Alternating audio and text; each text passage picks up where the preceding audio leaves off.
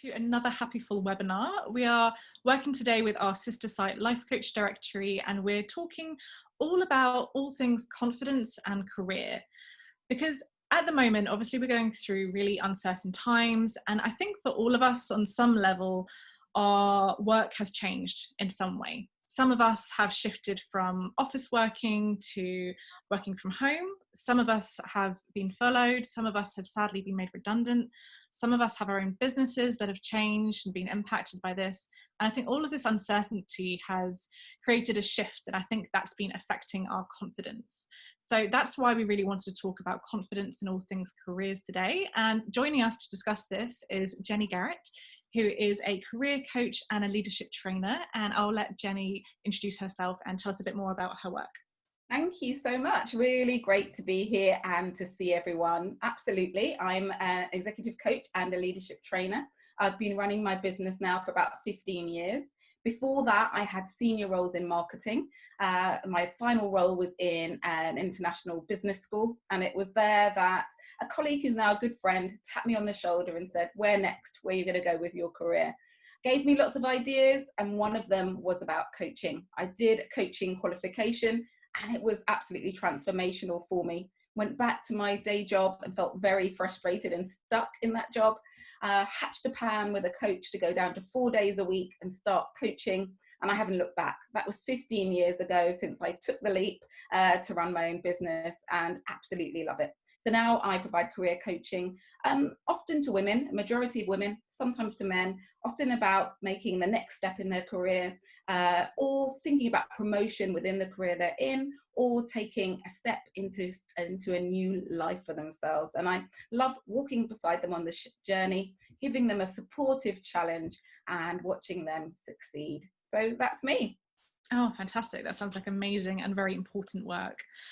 So everyone, you will have just seen, I've launched a poll. So we are going to be doing some polls throughout this webinar, just to get a feel of how everyone's doing. And we're going to look at these as we go through. And you'll see in the chat box as well, Lucy has just introduced herself. She is my colleague, and she's going to be helping us today by sharing any links that we talk about and information.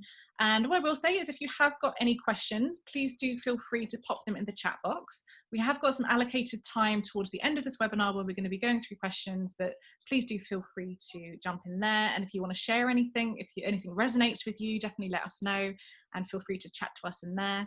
And yeah, so we will get started. So let's start by talking about confidence in our abilities at work. So this is something that's really come up for, I know a lot of my colleagues have struggled with it. And I don't know if it's something to do with us working separately from each other, not being with each other, but having confidence in our abilities at work at the moment is something I know a lot of people are struggling with. So I'd love to hear your thoughts on that and why you think that may be coming up for people at the moment.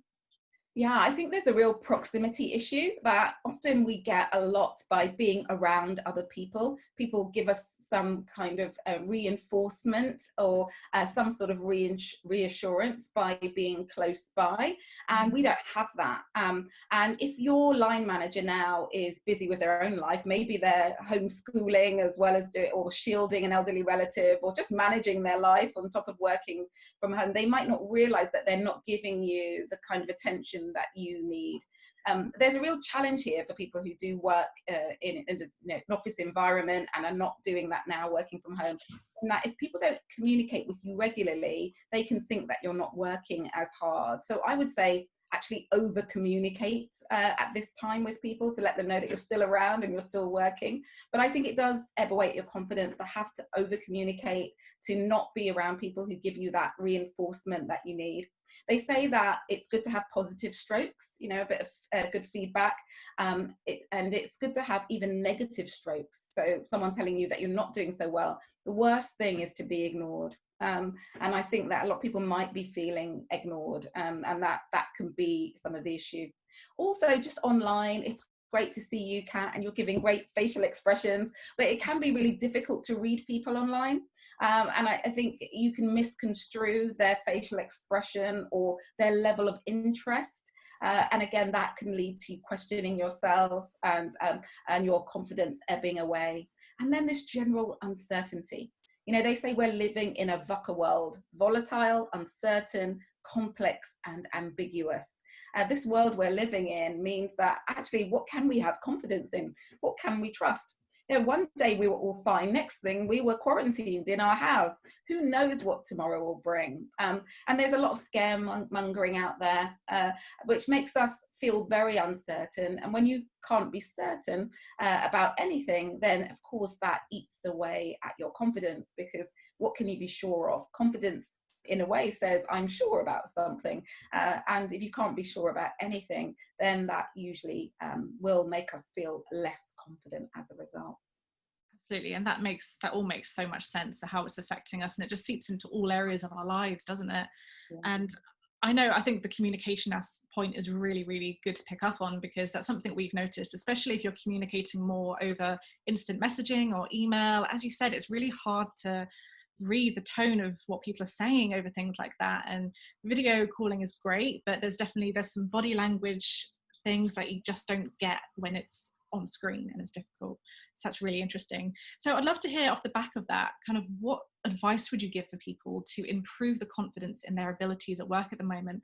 I've just seen a chat message from Claire, who said that she's been experiencing imposter syndrome quite a lot during isolation, which I think is probably quite common at the moment. Yes, yeah. I mean, it's an interesting thing to say, imposter syndrome, because imposter syndrome shows up when you feel different, typically, to the majority. So I'd be curious to see how it is showing up for you exactly, because it's a psychological phenomenon, which is usually when you're visibly different. And that sense of, actually, if I lift my head above the parapet, people will notice I'm just here down to luck. I'm just, I'm a fraud. And they're going to realize, and then they're not going to want me anymore. And as a result, I might work longer hours. I might want more qualifications, everything I can do to compensate for who I am. And I might also hold myself back from opportunities because of it. So I'd be curious for Claire, just to understand, in what way are you feeling different, or feeling like a fraud, or feeling like your position's down to luck? And what specifically is causing that about the current life situation? Or is it maybe just a bit of a lack of confidence at the moment? Is it as harsh as imposter syndrome? But really important to bring that up. We often do feel like imposters, and we really have to do some things. As you said, what can we do about it? Well, I'd say the first thing to do is identify your strengths. What am I strong at? At the moment, actually, you could ask colleagues or people that you work with, or even friends and family, what do you see as my strengths? This is a good time to ask people for some feedback.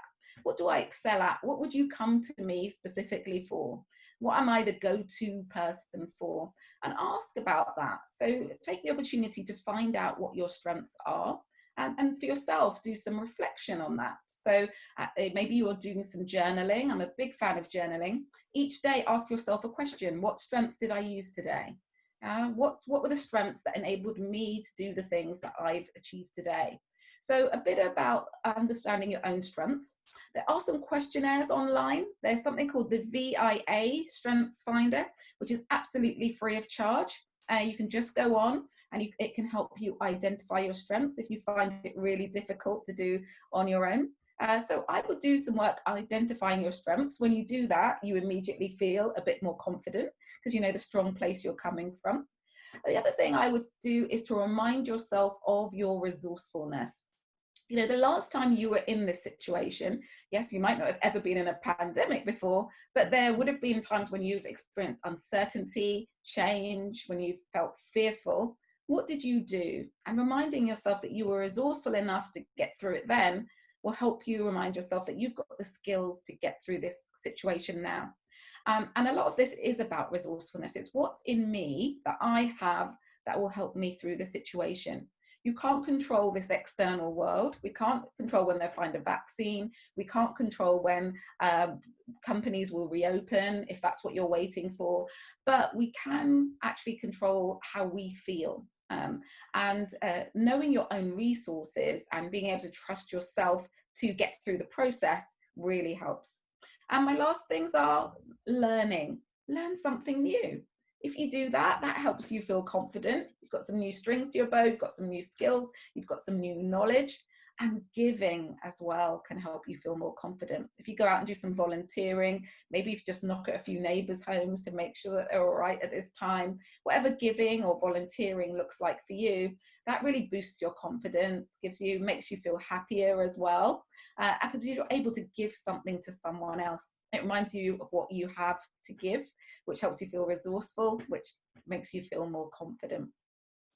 Oh, I love that. And I think reflecting on when you've overcome things in the past is such an important thing that we often forget to do.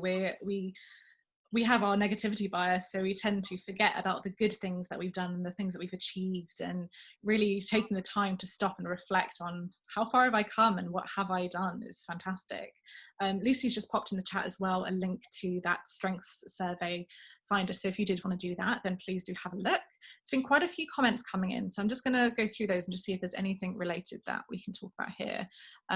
So let's see, a couple of people mentioning that video calls are very exhausting and draining at the moment. I'm sure I've read somewhere that that's to do with the brain finds it difficult to take in information through a screen. I think we're so used to being in 3D that doing it in 2D is very difficult for our brain. So I think that's why potentially it could be quite exhausting for people. Let's see.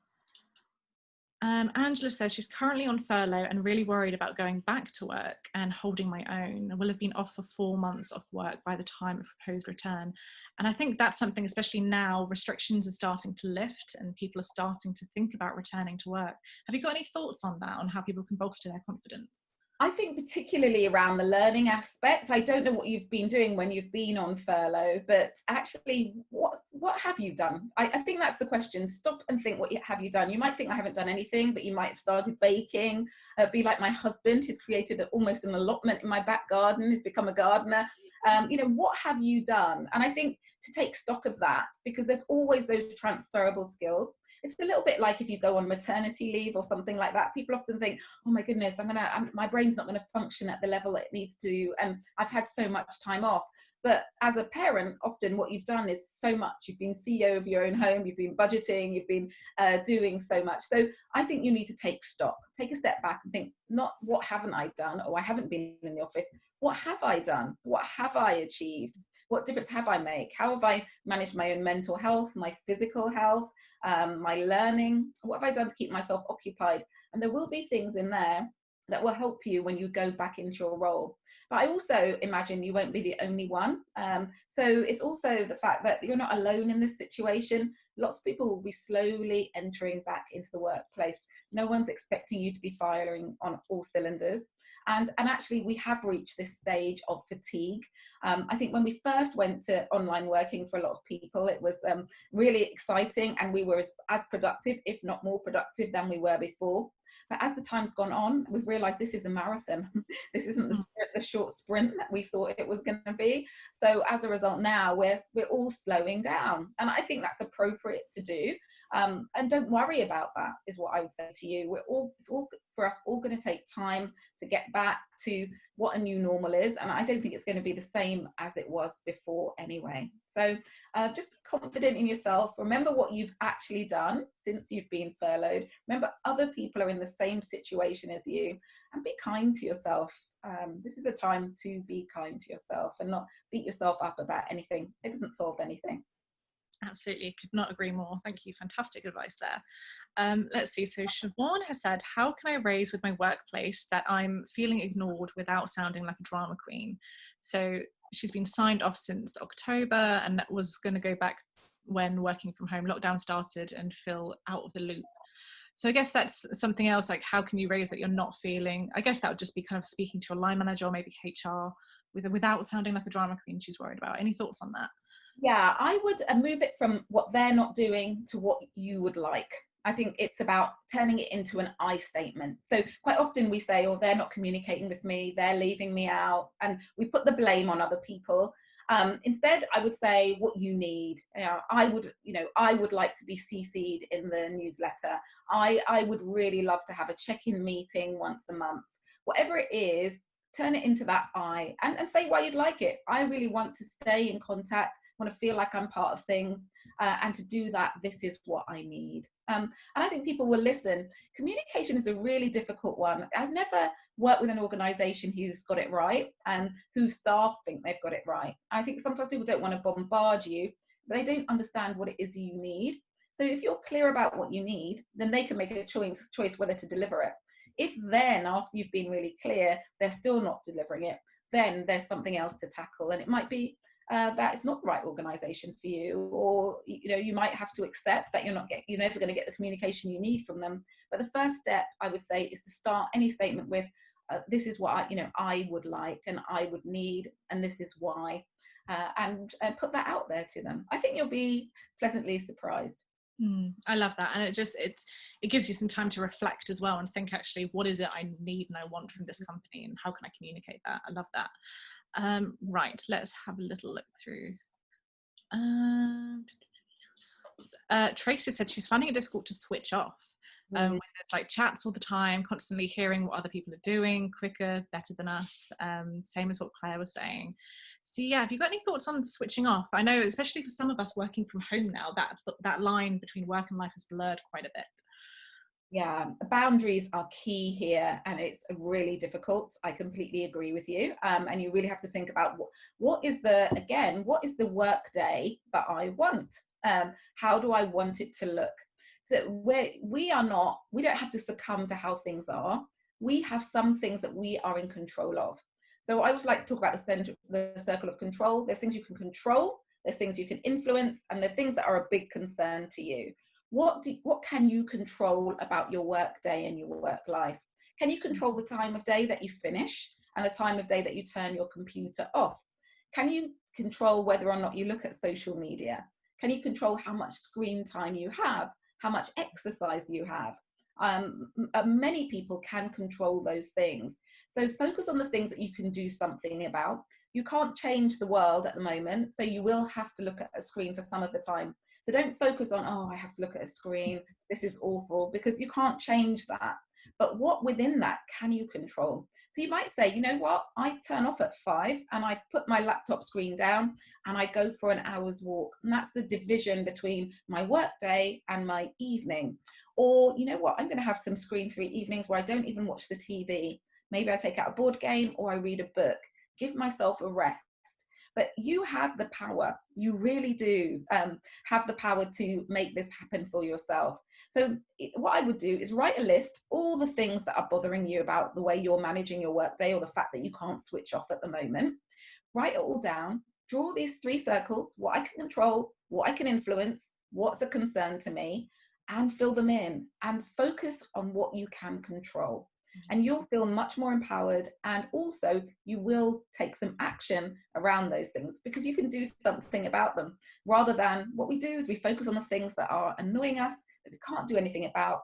We end up demotivated, we end up really frustrated and powerless. And we don't want to feel powerless. We want to feel powerful, and you are powerful. So do something about the things you can control.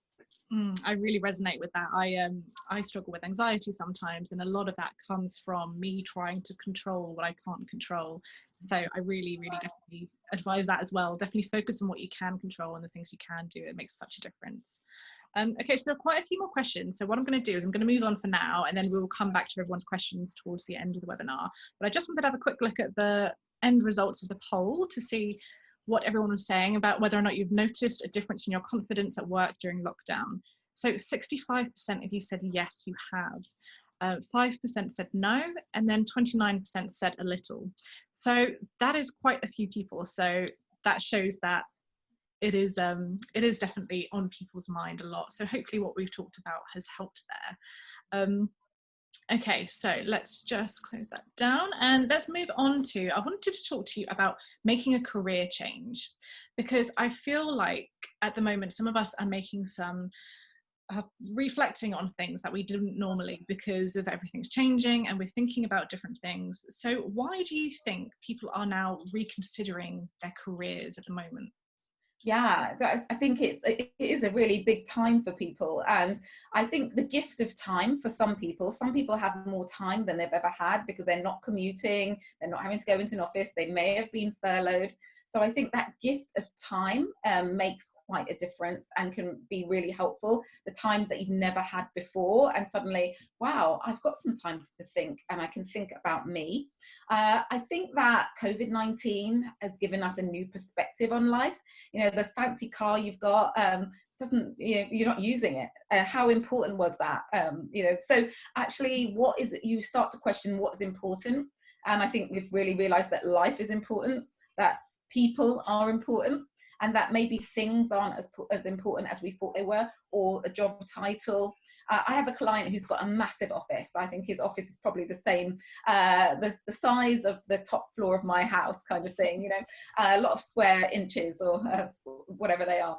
And he's so attached. When we had conversations before, he was saying, oh, you know, I'd never like to leave this office. This is what keeps me in the job. And now he's been working at home for a number of months.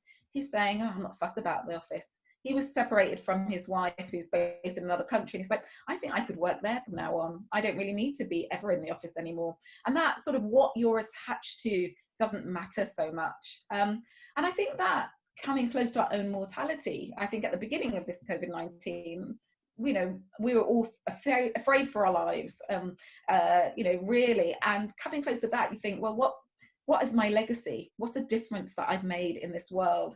And, you know, working for some people, the amount of hours they put into a job that they do not love wouldn't leave the legacy that they would want. For others, yeah, they might have thought, well, I'm on track, it's absolutely fine. But for some people, I think it made them question, what are they doing with their days?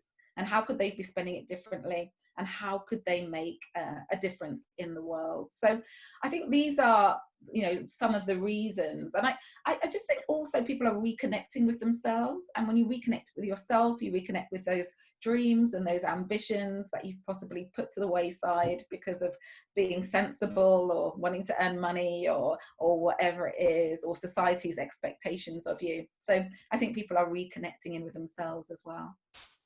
That really makes a lot of sense. And so you said, I think everything's put things into perspective, hasn't it? It's when you are kind of faced almost with your own mortality, it's like, what am I doing with my career and life, and am I enjoying it? So that really makes sense. I can see in the chat box, Ruth has said she's just decided to leave her job of 16 years. Wow. So obviously that's been happening. And Dawn was saying that she lost her job in February. I'm so sorry to hear that, Dawn. And she's applied for a few jobs that have come about, but her confidence is so low that she's not been able to sell herself when she has had the interview, and it feels hopeless. And that kind of leads me on nicely to the next question, which is, if lockdown has encouraged you to change career, or perhaps it's forced you to change career, what are some ways we can build our confidence to make that change? I think when you're going for roles, or when you want to make what I found is some people are making some seriously bold moves at this time in their life. Actually, they are leaving jobs after 16 years, as the person here has said. They are deciding to follow a dream that they never thought would ever be possible, and so it's giving them the courage to do so. But alongside courage is fear. You know, we wouldn't need courage if there wasn't fear, and that can really hold us back. And sometimes, so I'd encourage you to think about, what is it in a way that you're fearful of? If you're fearful of not getting a job, what's the worst that happen? What's the worst that can happen? You go for a role and you don't get it. You'll be okay. The worst thing that can happen to us is death. And by making most choices in life, we're not going to die. So going for a job, speaking up in an interview, asking for what you want, you might not win every time, but you'll always learn something from it. It took me 5 times to pass my driving test. And if I had stopped after 2, my story would have been a failure. Oh, I kept failing my driving test and I just failed it, and that's me. But because I persevered, my story is of success. And I think this is all of our journey, to move through the failure to the success. But each time knowing, I'm going to learn something more. I'm going to learn a bit about myself. I'm going to learn a bit about how interviewing works. And so if we engage in it in that way, that it's actually, I'm going to win or I'm going to learn, rather than I might fail, we're much more likely to succeed. So to take these bold moves, what I'd say is take some small steps in the right direction.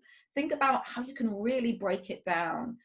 You want to look for a role, Maybe you first of all start just writing your CV or doing your LinkedIn profile, and then start the next stage, which might be signing up with some agencies or looking around for what's there. Think of the first tiniest step you can take in the right direction is what I would say. And also get some support. Who can help you?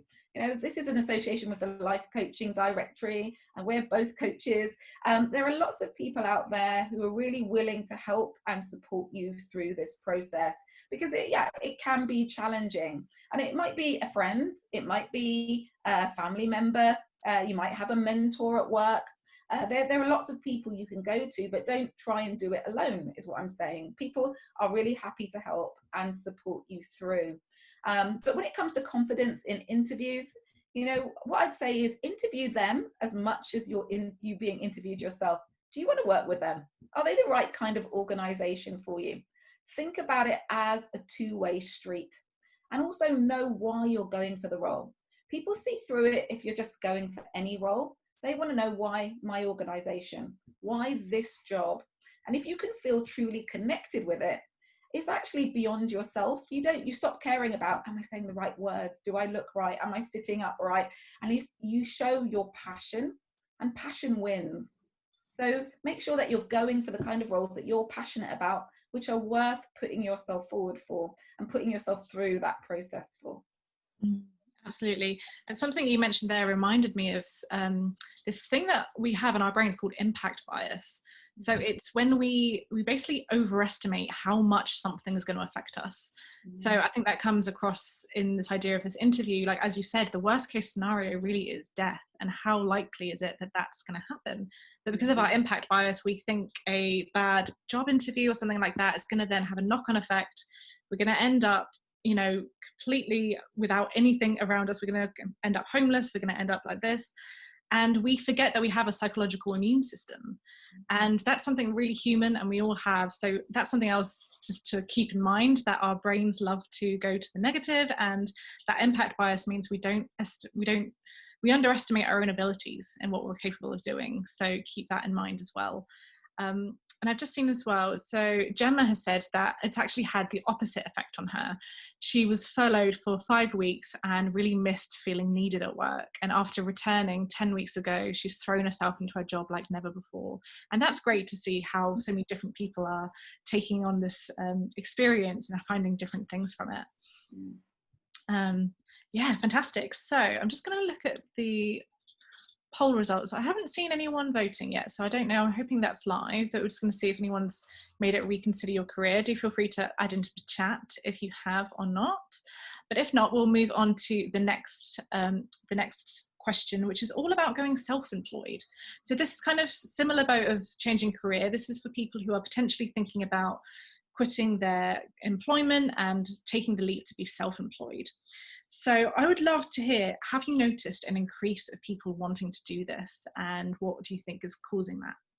Yeah, absolutely. I've seen people just thinking, yeah, I'm going to go for it now. I think some of it's been a result of losing their role. And also, as I've said, that space now to question themselves and think about what's really important to them as well. And think, if not now, when? You know, if this is the time, you've kind of thrown this very unusual time where you can actually focus on yourself a little bit more. When are we going to get this time again? Hopefully never, because we don't want any more pandemics. So I think people have just chosen to take that opportunity now and bite the bullet. So definitely an increase of people wanting to do this. It's not an easy thing to do, to go out on your own. And I think there's a level of self-awareness that's really needed to be able to do it. You know, are you okay working on your own? Do you need to start a partnership and work with other people? Are you self-motivated enough? Are you tenacious enough to persevere through this? Because there will be some hard knocks. And are you resilient enough to bounce back to all the knockbacks you get when running your own business? So I think there's a lot of work to be done on yourself, and there's a lot of well-being needed. You know, the person who was talking about being able to switch off, really hard to switch off when you run your own business. So have you got the discipline to be able to do that? and work, and have the boundaries around your work when you know your livelihood depends on it. Can you take holidays? All of these sorts of things. I remember the first few years of working on for myself, I actually realized if I don't put holidays in, I'm not going to have them, because I'm just going to keep accepting the work. Because it's really hard to say no when someone's offering you work. So then I realized I just have to put these holidays in, and that's it. And they're unmovable. So actually, if someone does try, then I have to say no. And that was, one of the bits of learning from me. So a bit of discipline is really key. The other thing I would say is, I think sometimes people hold back from starting a business because they think they need to know it all. It's like, I need to know every single step on this ladder to get to the top. The truth is, you have to make up a lot of it as you go along. you kind of get here, and then you think, oh, I need to know more. Okay, I'll learn some more, then I'll go up again. Oh, I'll learn some more, and I'll go up again. You can't know it all from the outset. So don't let that hold you back, because I think some people do. And then they just don't end up doing it at all. As I said before, really, with going for a job, you do need to know why. Why am I embarking in this work? I love coaching. I want to really help empower people to live the lives they want. Why do you want to run your business? It needs to be a strong why in there. And I don't know if any of you have done any values exercises before, but I would start with that. Identify your values, the sort of the things that navigate your decision making. It's like a bit of an internal compass, which tells you this is aligned with what is important to me. So, for example, being independent is really important to me. Fairness is really important to me. For some people, it might be status, or being entrepreneurial, or it might be happiness, or it might be family. So, the things that really guide you, knowing what they are is key. So doing some sort of values exercise, and then thinking about how you put your values to work. So, for example, if mine is about independence, I really like to help people become even more independent in the way they're living their lives. So I can put that into action. Whatever yours are, your values, you have to think about, how am I able to proactively put that into action through my work? And when you're doing that, your work then is on purpose for you. And that's so important, that purposeful working, and is really helpful. So go back and do a values exercise.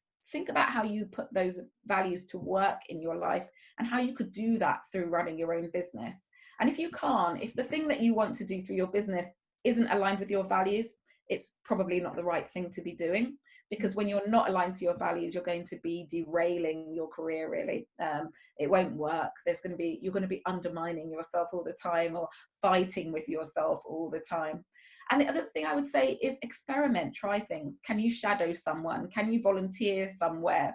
How can you experiment with the thing that you want to do? Can you just have a little stall before you start the whole cake shop? Can you do a YouTube cooking show before you go out there and start a cooking business, or whatever it is? Find ways to try and experiment without being so attached to what's going to come from it, just with, actually, I'm going to learn some more about this through this process. And take action.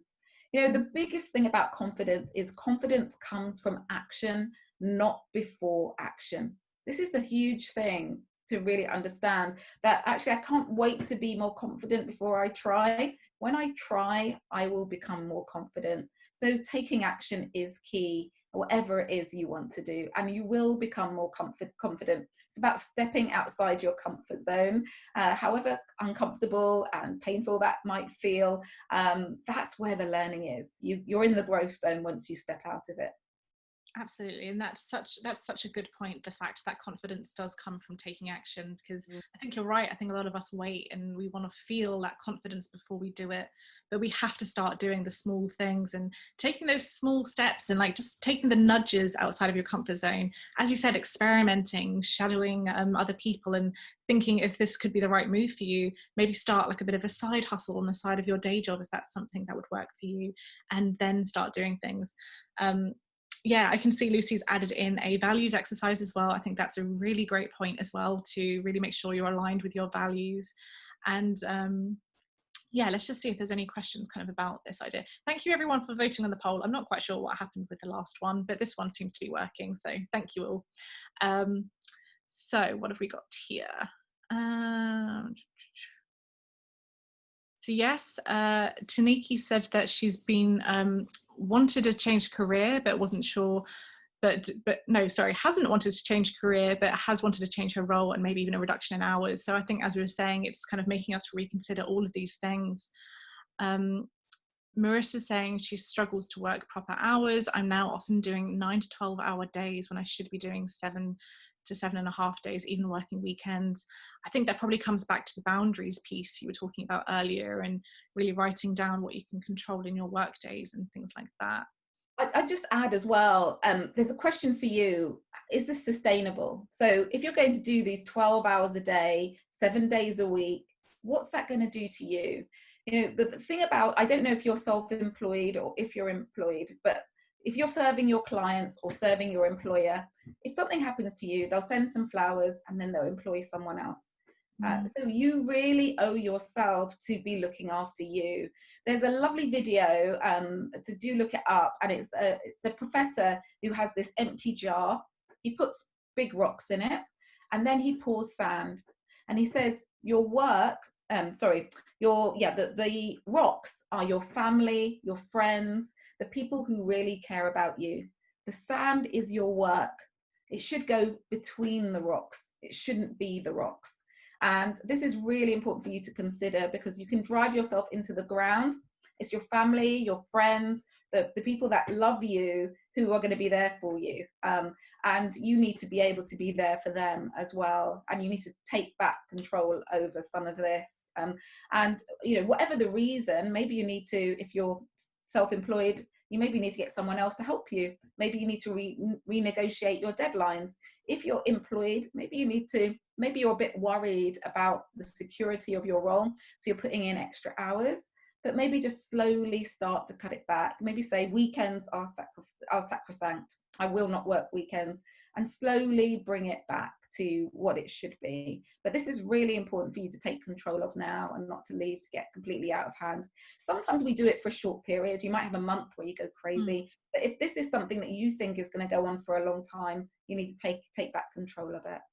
Oh, I love that advice, and I love that metaphor of the rocks and the sand. It's such a good point. We need to remember that work should not be the end all and be all of everything. We need to fit it in around everything else. We've got a comment from Ruth, a question, saying, what about freelancers who had the external stimulation of traveling to meet clients? This will probably stop. So how to stay motivated, especially when we still can't venture out to meet people socially? Got any thoughts on that, on staying motivated when you can't go out and speak to your clients? Yeah, I think it's such a challenge for people, because what I'm hearing, I think, is that you are on the extroversion scale. You know, introverted people get a lot of energy from being on their own. Extroverted people get a lot of energy from being with other people and finding that stimulation through others. And I'm probably on the introversion scale. I've realized, I didn't realize how much, because I'm loving being at home.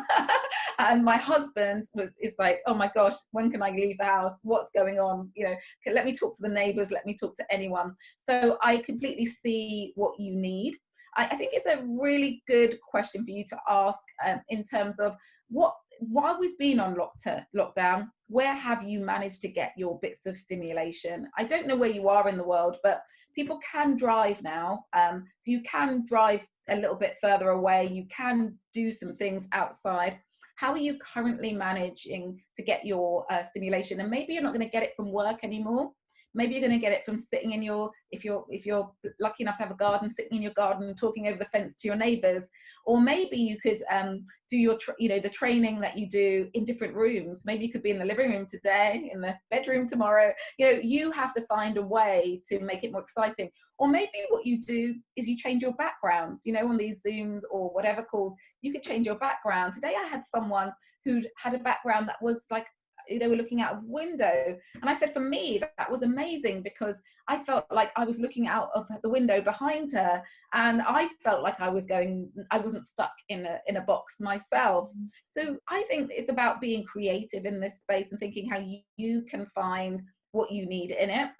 You're not going to get it, as you said, potentially from traveling. You can travel around your home, you can travel around your neighborhood, you can feel like you're traveling through different things that you do on your computer. So I encourage you to be creative in this process. You know, there might even be a way that you can start to do some of what you do outside, so you feel like you're in another space. And even if you don't have a garden, maybe there's a park. I don't know exactly what you do, so I can't confirm that. But think creatively. And I think this time, most of us have been much more creative than we've ever been. I'm sure you have already. So maybe it's about noticing that. Yeah, absolutely. I think a lot of us are realizing there's different ways of doing things like webinars. Like we haven't, as a company, we haven't thought about doing them in the past, but now it's a time where it's like we can connect with such amazing people and have such amazing discussions where everyone from wherever in the world can join. And I think, yeah, a lot of us are getting creative about that. So I love that advice. Just looking through the comments, a lot of people are really resonating with the Pebbles exercise. That's fantastic. Carol asked if there's the name of the video. Is there a name of it, or if people Google it on YouTube, will they find it? Yeah, I can't remember off the top of my head. I can't remember it. Sorry. No, if you guys search for it, I'm sure you will find. It's a great exercise. Let's see. So yes, so Chris has said, I took voluntary redundancy, now realize I've been in the wrong job for the last 10 years or more, looking at career change and will be based on values and reward. And that's brilliant. It's all about aligning with your values. So well done, Chris. Yeah, there's another tool as well called Edgar Schein's career anchors. And Lucy, hopefully you can Google that one. And that's a really good tool, and it helps you think about what anchors you on your career as well. So at the life stage you are at, for some people for children or elderly relatives, it might be, I really need to be close to home. For other people, it will be, I really need my job to be in service of others, you know, make a difference, maybe nursing or whatever. And for some people, it might be, I really need autonomy, or I really need to be entrepreneurial, or I really need to be a specialist. And that career anchors is a really good tool for helping you start to unpack that for yourself at the life stage you are at. So your values definitely are important, and your strengths, but there's also actually, based on how I'm living my life and what I need, I kind of need to decide what's really important to me. What are the non-negotiables here as well? Absolutely, I love that. And Lucy has put in the link to the video Jar of Life, so if everyone wants to watch that, you can. Fantastic. Let's just check if there's anything else. Chris said, can I recommend a book where I'm getting inspiration from at the moment? Of course, Chris, please do. Please let us know. Happy to share any advice and any book recommendations. Sarah has said, what would you recommend for someone with depression or anxiety who had severe confidence problems even prior to the pandemic? What steps can I take? Yeah, I think this is hard. I think hopefully you're getting some sort of support. I think if you can do some mindfulness activities, if they can be helpful, there's some great apps out there, the Calm app, the Headspace app. If you can try, I don't know how you're feeling right now, if you can try and get fresh air every day and get some exercise, I think that will be helpful. And if you can find people to talk to, like a real person, just have some conversations and share how you're feeling. Remember, the Samaritans are out there, there's the Mind Charity, there's a load of organizations, if you don't have people close to you that you can share with, that you can call on. So those are things that I would, in terms of your coping.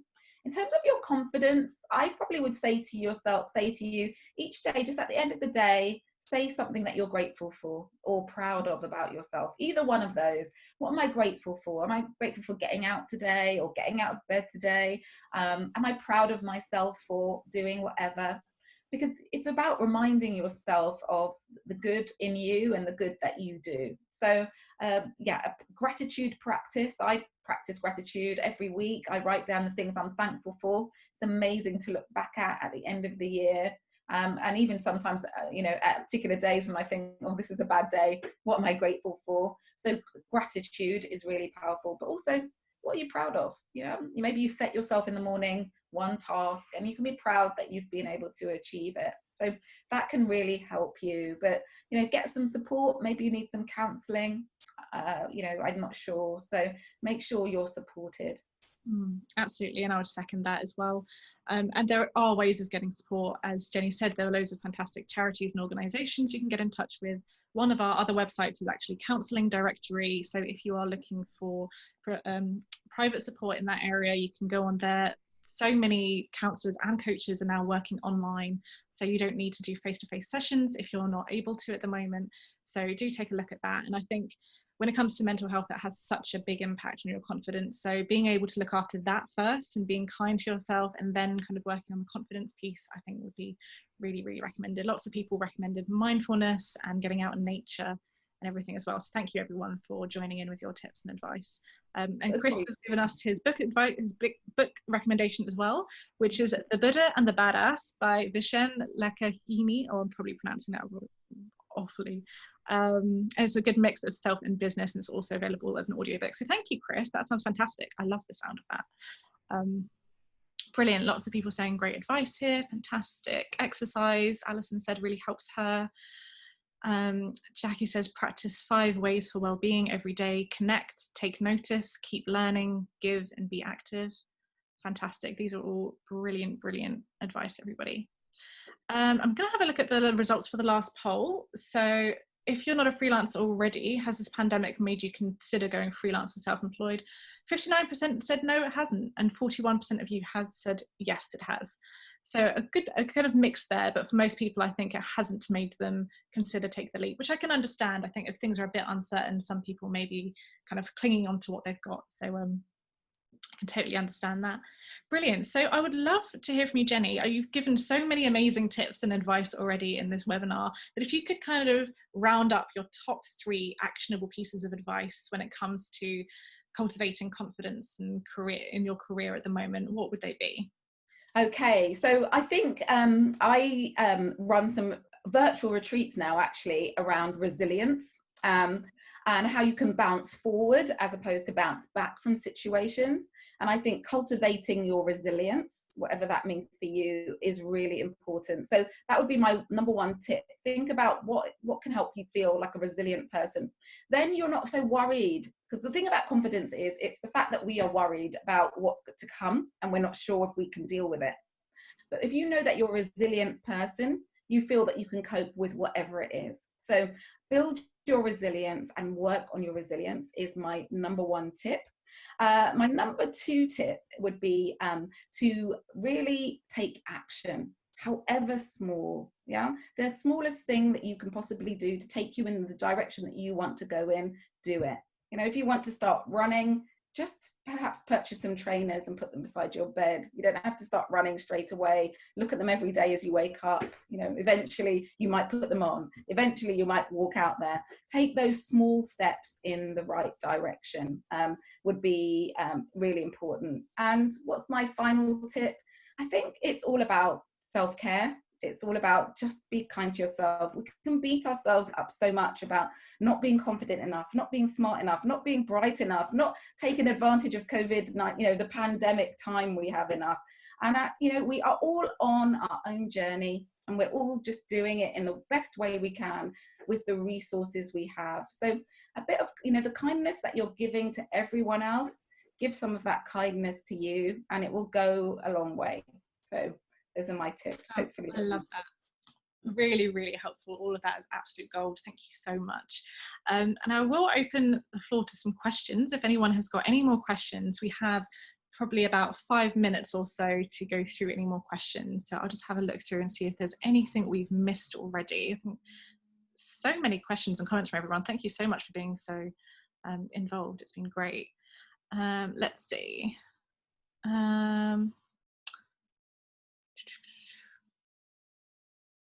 Paula has said, I've attended the first virtual retreat and cannot recommend enough. There you go. An attendee already. Lucy is booking. Lucy said she's booking one. Ruth has said prioritizing self-care has been one of the biggest steps forward for me. That's fantastic, Ruth. I agree. I think self-care is such a key part of this. I think when it comes to confidence and taking steps forward, we have to look after ourselves first and fill up our own cups, and then we can start taking those bigger steps. Bex has said, at the end of every day, I write 4 things: something I've done well today, what has made me happy today, and time I felt close with someone, and then what I'm grateful for today. Those are some fantastic prompts. I might have to copy and paste those afterwards. There's great advice there. Thanks, Bex. Brilliant. Okay, so Rebecca has asked, what would you recommend for self-employed people facing major changes and challenges? Oh, I think you've muted yourself, Jenny. Sorry, it's a very big chatting away from myself. It's a very big question because I don't know what the big challenges are. What I would say is I think you have to take a step back and remember your resourcefulness.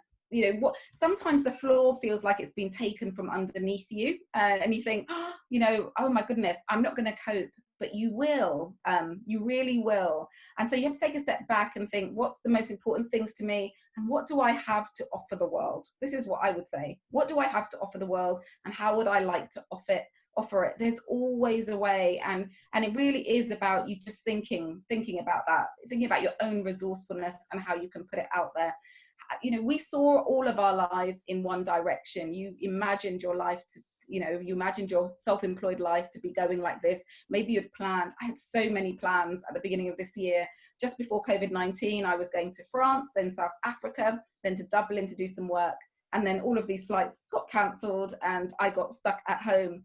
But you can think, oh my goodness, that's not the plan I wanted. Or you can just keep putting one foot in front of the other. And if you keep putting one foot in front of the other, you'll be so surprised how a new path will open for you. But if you stay in the place of, oh my goodness, everything's going, then it's really difficult. I guess this is something that I always say to my clients. What are you going towards as opposed to going away from? So when you're now thinking, oh my goodness, I don't want to be broke, or I don't want to lose my job, or I don't want to have to, instead of thinking about I don't want, think about what would I like to go towards? What is this an opportunity for me to go towards? This is what I would say to you. I know it can be really scary and there are immediate things that you might have to do to manage right now, but take a step back and think, what do I want to go towards, rather than reacting to the situation. And there are always things you can do. When I was immediately thinking, oh my goodness, all my work's falling away at the beginning of COVID-19, I thought, okay, what efficiencies can I make in my life? I cut down the data on my phone because I thought I'm going to be at home, so I'm only going to be using Wi-Fi, for example. I looked through my bills and thought, what can I get rid of? And you might do a bit of an efficiency. And then I thought, what do I really want? And then I thought, gosh, I need resilience right now. I'm going to put things out about resilience. And that was a really positive step for me in that direction. So ask yourself that question. What do you need right now? Maybe other people need it. Maybe you can help them with it. But you might also just say, what do I want to go towards? Not what am I afraid of, or what am I worried that's being taken away? What's the direction that I want to go in? And you can do it. Absolutely. Oh, I love that. Such great advice there. We've had lots more questions and we're probably going to get through a couple more, guys, but thank you so much for putting them in. I can see Jem has asked anything to help morale in the team in general. And yeah, I can relate to this. I think it can be quite hard when you are working as part of a team if morale is quite low. So is there anything, maybe ideas for like maybe line managers or employees of how they can kind of help their teammates? Yeah, I think this is a time for compassionate leadership. And I think every person will want to be led differently. As we've seen, some people will be thriving in this environment and some people it will be like a living hell.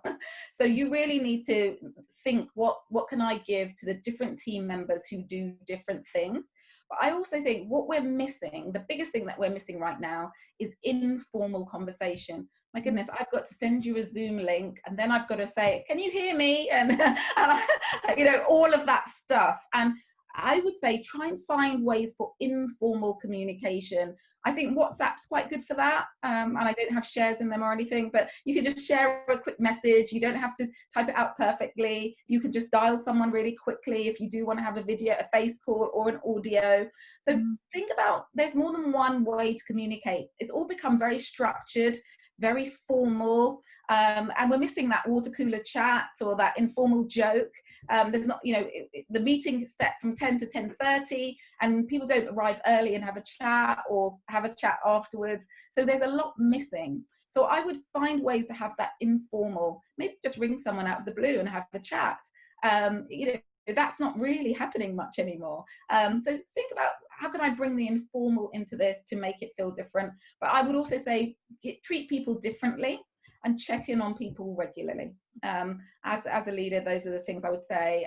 I know lots of organizations that I have clients in are saying they're doing informal coffee mornings, coffee and cake, cocktails, you know, different things, but people can get fed up of that, quiz nights, because it's still all on the same format. You know, Zoom is for work, Zoom is for pleasure. It's like, oh my goodness, I'm here again in front of a laptop. So I would say change up your method of communication. And one last thing that one of my clients decided to do after one of our sessions, he decided to send notes. So write little postcards and send them to his staff members. And they really appreciated that. A handwritten note, going to the post off, you know, to the post box and putting a stamp on it and sending it. People loved that. So it's a way to show you care, and it's a different medium.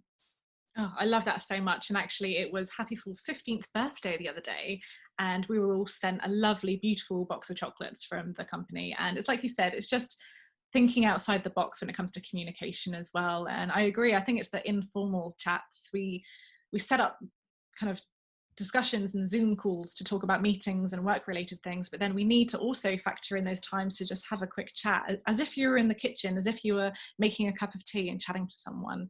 And something I know our team is going to be experimenting with soon is a piece of software called Discord, where you can kind of listen to people. So that might also be an idea to try, Gemma. I love all of those ideas. Tracy has said, found a great analogy for this time, that we are not all in the same boat. We are in the same storm, but not in the same boat. Yeah. In fact, we were talking about this before we started going live, didn't we? You were. You said it, didn't you? Yeah, and it's definitely a good analogy, Tracy. And it's so true. We're all in different boats at the moment, but we are all on the same storm, and hopefully we can all communicate to each other across the waves. Sarah's asked about retreats, but I believe Lucy has posted some links to that. And Jenny will be sharing her contact details. So if you need anything more to do on that, let's see, let's have a little look if there's anything else. And yes, this will be getting recorded, Avril, so we will figure out a way of how we're going to be sharing that as well. So don't worry if you've missed anything. This is all getting recorded. Let's have a look. Nicholas said, freelancers are often working in solitude, even more so at the moment. Any tips about overcoming this, or free networks of like-minded freelancers? I think free networks is probably a good way to go. Yeah, I don't know. Is that a net? I don't know free networks, actually. That's a. Oh, I think it's just like generally kind of getting in touch. Generally. Oh, okay. Yeah, I think in every profession as a freelancer, you'll find there is some groups available. So I would just, I would Google that, to be honest. So I'm on a few WhatsApp groups of people. And you know, the other thing I always say, if you can't find it, create it. When I first started my business, I created something called a Jilly. I don't know if you've ever heard of them. They're an American thing where some people got together in a living room who all ran their own businesses, you know, with just one-man bands, and ate jelly beans and worked together once a month. And so they call them jellies, and they're all over the world. And I started one in my local area and just got random people who ran their own businesses but one-man bands, and once a month we worked in the same room together, all doing our own thing. But you had someone to ask, oh, do you know how to do that on Word, or have you ever heard of this, or just to chat to. So I've always been an advocate of, if I can't find the network I need, create it. You know, it's an easy thing to create an online network now. You know, maybe not the Meetup app, I don't know, but there's lots of different ways to do it. Even if you just put it on social media. Any freelancers want to chat, a coffee, I think you'll find you'll get a lot of feedback. So have a look out there, what's there. But if it doesn't exist, create it. That's, again, what's within your control. Yeah, you might be saying, out of my control, there are no networks. Well, let me control it and let me create one. You can do that. Yeah, it's about taking back that control again, isn't it? I love that. Unfortunately, we haven't got time to go through the rest of the questions. Thank you so much. Before we go though, Jenny, can you please let everyone know how they can find you online and where they can find out more about your work? Yeah, thank you very much. So my website is jennygarrett.global. So that's really, really easy. You can sign up for my newsletter. I have free audios. I have my retreats. And also I provide a 30-minute free of charge coaching consultation. Feel free to connect. I look forward to hearing about all of your journeys. I really hope today was useful. I've really enjoyed talking to you, Kat. We have to do another one. Yeah, I really love that. I really loved it. And I just hope it's been useful. But I really want you to know there's I'll leave you with my final saying: no one is you, and that is your power. Yeah. So actually, that is your power. Just know yourself, know what you bring, and that's the most powerful combination there is. Absolutely, really love that. And yes, so also if you want to read any more about Happiful, you can obviously go to happiful.com. We also have a free app. So the Happiful app is where you can read all of our magazines for free, and you can also connect with other people. So you can connect with coaches, you can connect with counselors, nutritionists, hypnotherapists. If you're needing some professional support, that is the place to go. And our August issue of Happiful is coming out next week, so definitely keep an eye out for that. And yeah, thank you all so much for joining and being for such a fantastic audience and getting involved. And we'll hopefully see you at another webinar soon. So thank you so much, everyone, and enjoy the rest of your days.